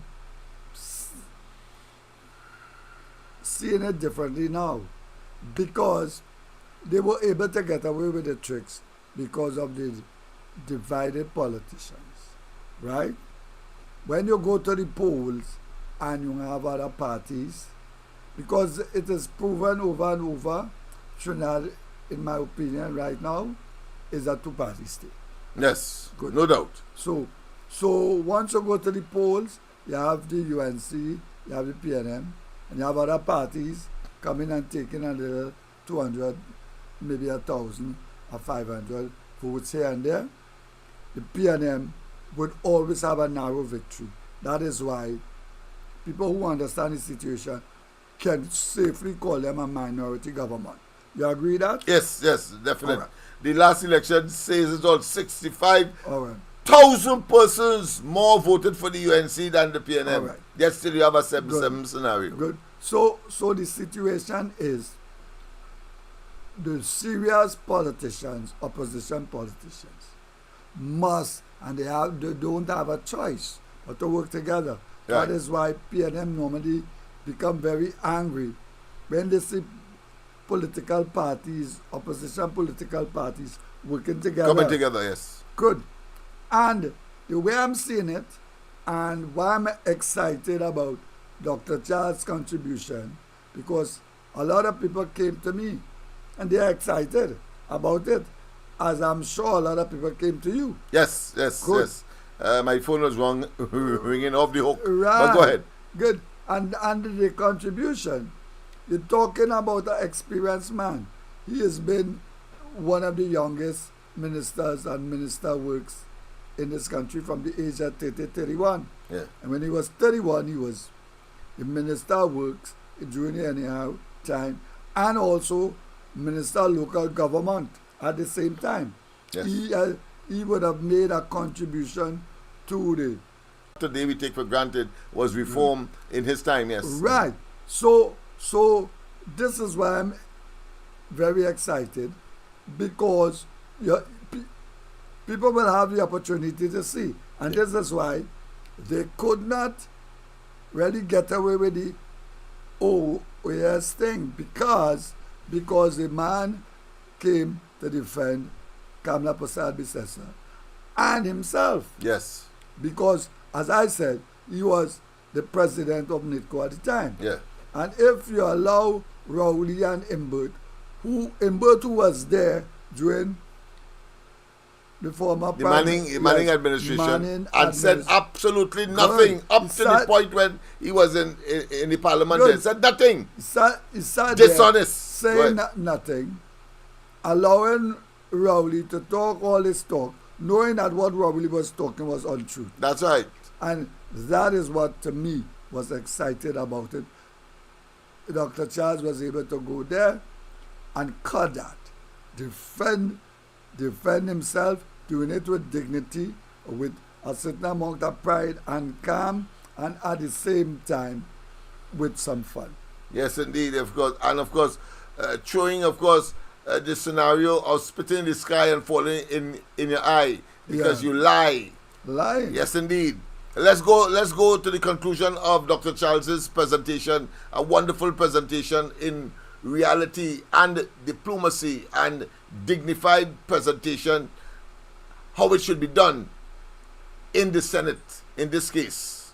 Sure that they have the understanding of the courts, of how it will be viewed in the courts in the UK in case the matter becomes contentious. And we were satisfied that the wording of the securities that were put was such that the bonds were unconditional and irrevocable. It meant that when you go to seize the bonds, the contractor has absolutely no say in it. Even if you are seizing them wrongfully, even if you are seizing them wrongfully, and that is what Rowley did, seize them wrongfully. All the bonds, performance bonds, retention bonds, all of them unconditional and irrevocable. It didn't mean that you could just go and grab them.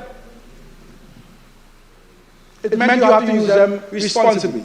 But when you went and took them, you were within your right to do so. But don't pretend it is business money or something that you have to pay. It is OS money that you took. And if you are right, you will get to keep it. And if you are wrong, you will have to return it. It's as simple as that. Take possession of the OS that you brought here, which you will know that they brought OS here. Take possession of the award you made, if you're going to take possession of the opening of the highway to Point Foot. That's how I see it, Mr. President. A whole lot of things in infrastructure, but I only want to end on one note, which is, I really think that we should be more mature now to the point where we look at the scale of the problems facing us in this country. We learn to put aside all of the mud-throwing, all the petty squabbles, stick to the facts, express different opinions honestly, so we can actually find answers to what we're facing or what we're facing in every possible sector in this country. Is a nation in pain, a nation under virtual siege. And if they can't really do anything about it, well, it won't take too long again. It won't take too long again. It won't take too long again. Yes, it won't take too long. 2025, you have a chance to get rid of them. Tobago did it already. But let's hear, because we need to balance it off, let's hear. I mean, it is painful to listen to him. He sung puerile, he sung infantile, he sung like a kindergarten, but is the Minister of Works, Sinanan. And he says the most amazing thing then. He said, great is the PNM. without any credit, of course, and saying it so because others are taking credit for the starting of the highway. He tried to rewrite history, but of course, in a very, what I consider to be moronic way, a total buffoon kind of scenario.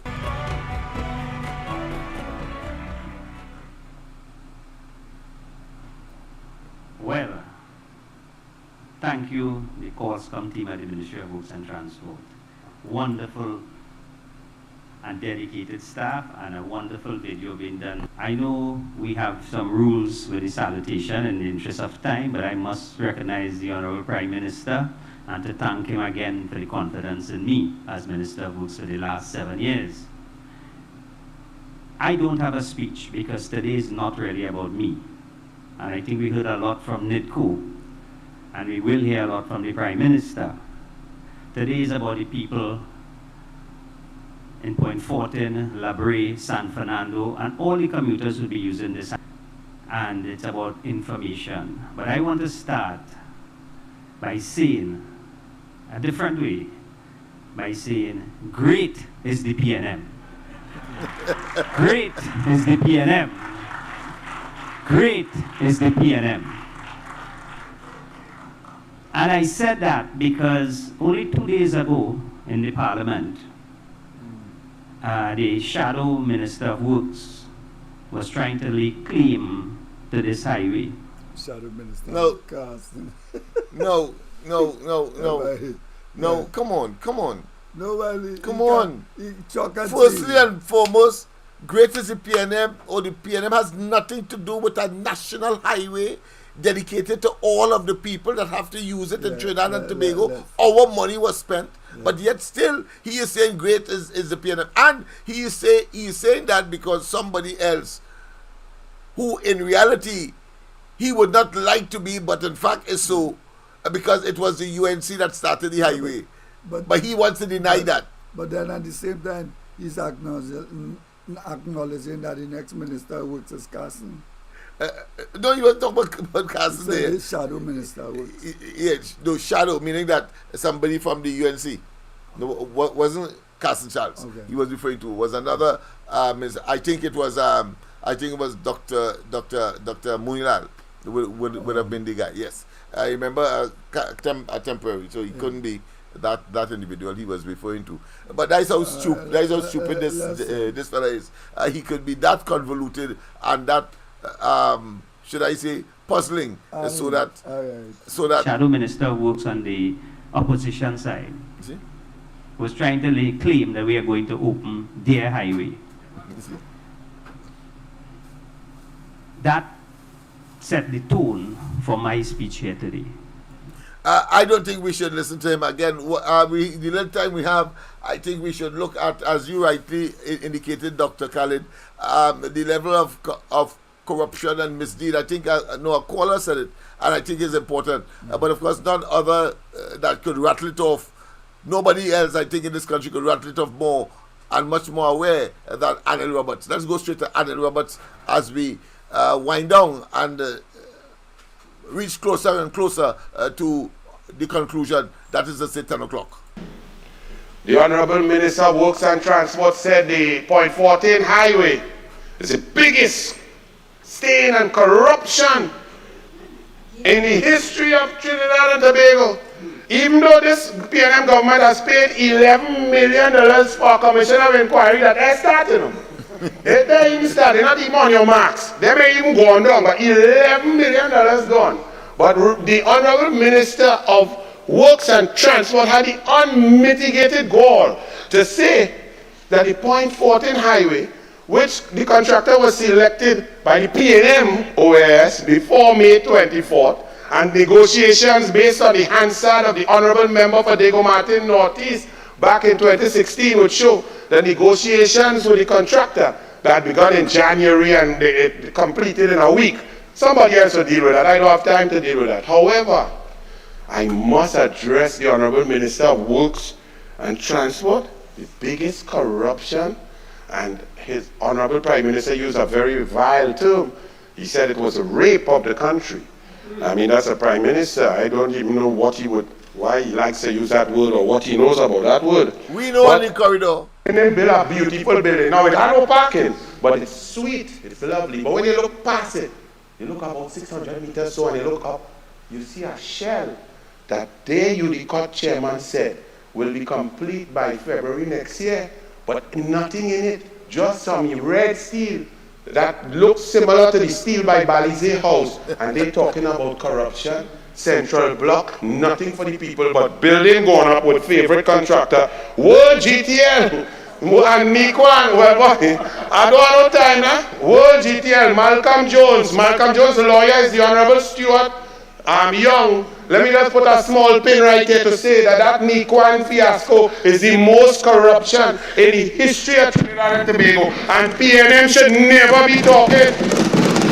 And it now embroils one of the greatest banks in the history of the Caribbean. It now involves Republic Bank because 100 and somehow Nikwan, however you want to pronounce it, was able to get $120 million US loan on assets that were questionable. The people of Trinidad and Tobago are now holding the PNM bag because ministerial gas went to it. The assets were sold to Nikwan for 10 million US cash and 25 million in preference shares. Well, we prefer not to have the shares because the shares are worth nothing. That is PNM, and them have the audacity to come and talk about corruption with a road that exists, that a road that people could drive on, that people could move and reach. That is PNM. Las Alturas, Renaissance, Tobago, 120. I like race, swimming, football, running race, anything. I even like race because I is a Douglas, Indian African. But they build $120 million goat race track and talking about corruption. Once a year, some goat hold it and run down there. They just go and dance and play crab race. 120 million, and this PNM have the audacity to talk about corruption. I'm running out of time, but what I would tell you is, the PNM, they mismanaged Petrotrin, the people fired, people have to pay. They mismanaged the NIS, people now who was looking to retire, and they say, boy, bang your belly and work harder. They mismanaged NGC, no big thing, that's a block. They'll make back that, says the Honorable Minister of Energy. They mismanaged the economy, they increased taxes and say we didn't take everything from order. They mismanage the foreign exchange, they come and tell you it's greater demand. When there is no demand greater than it has been in the last 20 years, it is a supply problem from their mismanagement. They mismanage roads and drainage, people suffer in flood. They mismanage roads and drainage, people in gridlock. People can't stick in sinkhole. PNM changed the word pothole to sinkhole. PNM created a new level and category of pothole. They mismanage the government and people pay by negative impact of crime. They even mismanage wardrobe and a prime minister in a tracksuit. Thank you, Mr. President. Well, yes, indeed, people. Of course, we have come to the end as well with that. But of course, I think we can't like it so. We can't like it so.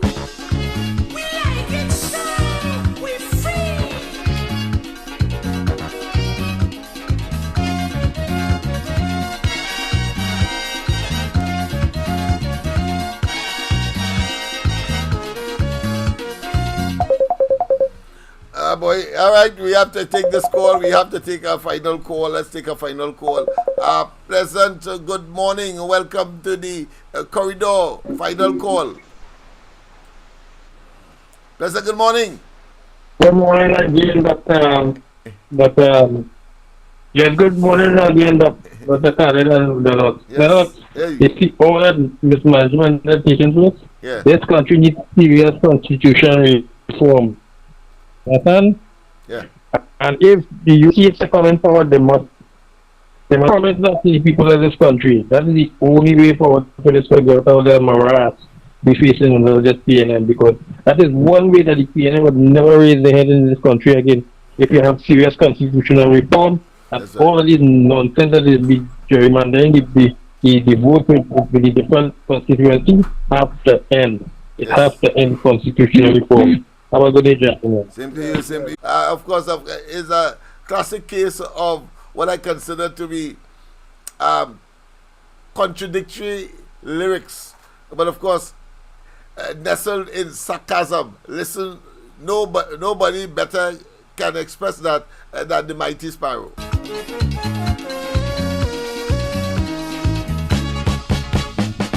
Neighbor, look, if I was a selfish man, I wouldn't be involved in this election.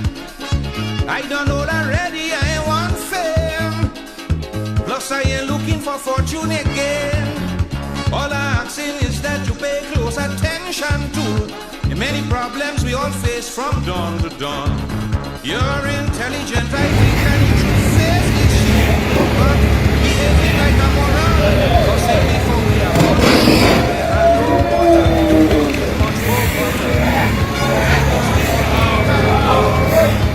the terrible school system is such a problem. Agriculture is industry, planting is in northern and southern, we know, we like it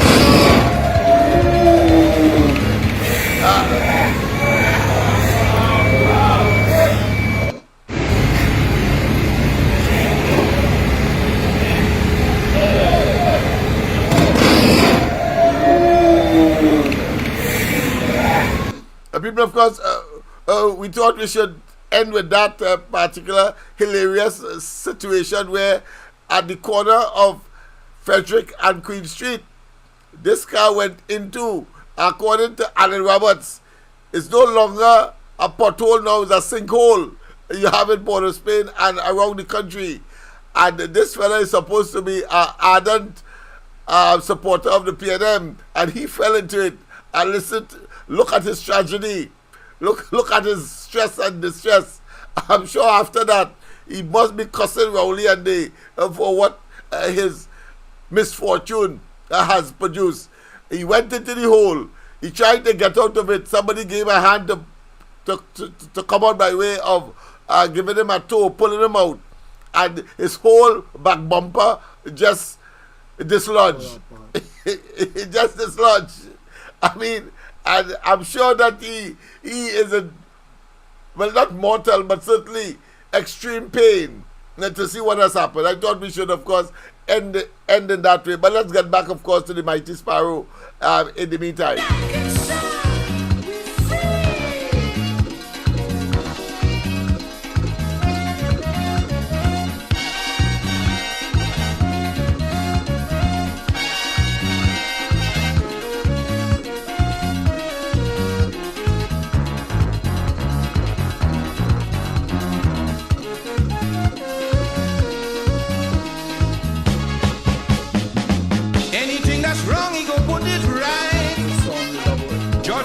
Tell we the other night. So instead of displaying impatience, cool yourself and give the fella a chance. How the hell you could say ONR go do better? Bet we send you back Grenada. We and Georgie going to put it right together. We have freeness and freedom, plenty roti, plenty rum. Hospitals have no linen, it's brown paper they're using. Take your steel beam and go. Public transportation is an abomination. Take your steel beam and go. Well, food, clothes and rent is proof. Cost of living gone through the roof. Well, yes, people, of course, we have come to the end. As I said, we cannot, of course, recognize anyone online because we have to do it on both medium. We don't have that facility as yet. But I see Inchan is there, I see Pierre is there, PLS, I believe. I see, who again? I see one or two other people. Miss Arima is there as well. Good morning to you as well, Miss Arima. And of course, don't forget, of course, tonight we are back again on the corridor transformation from 8 o'clock, 8 to 10 o'clock tonight. And then, of course, tomorrow morning, the ground report as we continue, of course, to treat with these and other issues. It is hilarious. I mean, it's a bunch and pile of jokers. Dr. Khaled, your parting words. Me afraid to tell you straight to your face. You back in a jackass in a horse race. Georgie say, oh, you ain't getting one damn seat. Oh, and ask Mama Guy. And Bokasa say, oh, you yes, going to indeed. So feel people, the have a wonderful rest of the day. Until we see tonight from 8 o'clock. God bless. Bye-bye. Living with cockroach and rat. Take the steel beam and go. The cesspit flowing over, you could catch yellow fever. Take the steel beam and go. Soldier in bulldozer, break down me shack in mover. Take the steel beam and go. It's plenty sexual favors to be attended. No, we like it so. We like it so.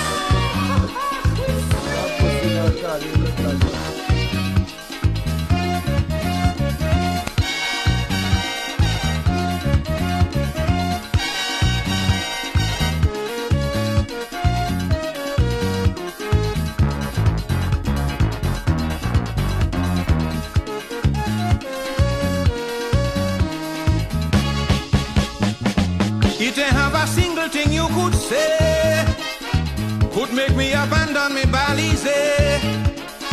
No steel beam go fall down on top me head.